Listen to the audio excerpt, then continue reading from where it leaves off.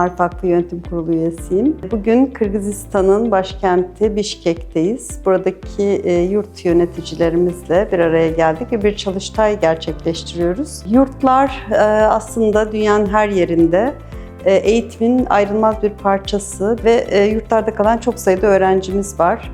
Dolayısıyla ailelerinden uzakta bize emanet edilmiş çocukları hem sosyal hem psikolojik hem de akademik açıdan destekleyici yurt faaliyetleri yapıyoruz. Burada bütün yurt çalışanlarımızla beraber öğrencilerimiz için neyi ne kadar daha iyi yapabiliriz, eksikliklerimiz neler, bunları değerlendiren bir çalıştay gerçekleştiriyoruz. Çok güzel geri dönüşler alıyoruz.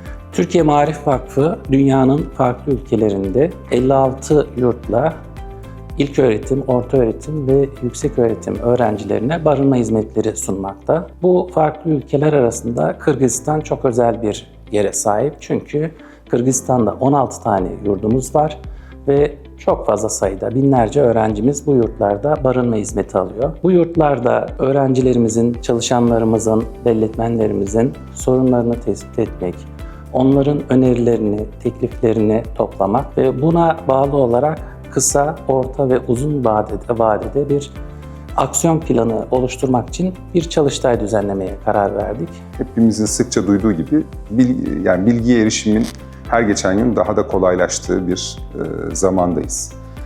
Dolayısıyla bilgiye erişimi engellemeye çalışmak doğru bir tutum olmaz. Fakat yetişkinlerdeki durumla çocuklardaki durum aynı değil.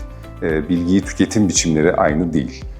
Dolayısıyla sosyal medyaya sınırsız bir erişim yerine daha yönlendirici bir şekilde çocukların, gençlerin, öğrencilerin sosyal medyaya erişmesini sağlamak burada çok kritik. Yurtlarımızda öğrencilerimizin vaktinin çoğunun geçtiği yerler olduğu için buralardaki geçirdikleri zamanı bizim doğru yönlendirebiliyor olmamız lazım, kontrol edebiliyor olmamız lazım, doğru şekilde değerlendirdiklerinden emin olmamız lazım.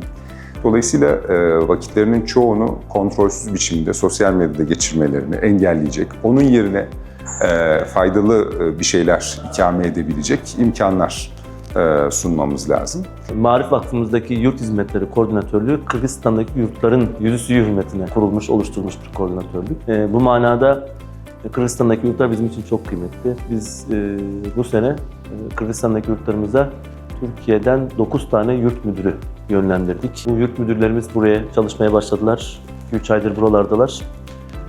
Onlar için çok değişik bir tecrübe. Bu insanlar Türkiye'de yıllardır yurtçuluk faaliyeti yapan insanlar, yurt yöneticiliği yapan insanlar ama onlar için ilk kez yurt dışında yurt yöneticiliği tecrübesi ediniyorlar. Biz aslında öğrencilerimizden bu durumdan ne kadar memnunlar, yurtlarımızda kalmaktan hangi alanlarda memnunlar, istifade ediyorlar. Bunları öğrenmek için bir yurt memnuniyet anketi yapmayı planlıyoruz ilk aşamada.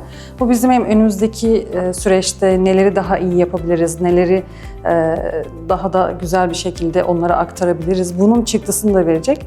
O sebeple ilk planladığımız yurt öğrencilerine bir memnuniyet anketi oluşturmak. Onun dışında kulüp faaliyetleri bizim için çok önemli. Yurtlarda öğrencilerimizin akademik başarısı kadar sosyal etkinliklere, sosyal hayatlarına olan olumlu ilerlemeler de bizim için kıymetli oluyor. Çünkü yurt sadece okul gibi derslerin verildiği bir yer değil, aynı zamanda sosyal hayatın da devamını sağlayan bir süreç oluyor. Öğretmenlerimizin, idarecilerimizin, yurt müdürlerimizin tekliflerini dinledik ve onlarla birlikte bütün konuları masaya yatırmış olduk.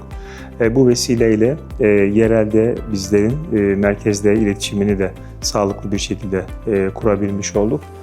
Umuyorum çalışmamız hem yurt müdürlerimiz için hem de vakıf merkezinden bu programa katılan yöneticilerimiz için verimli geçmiştir.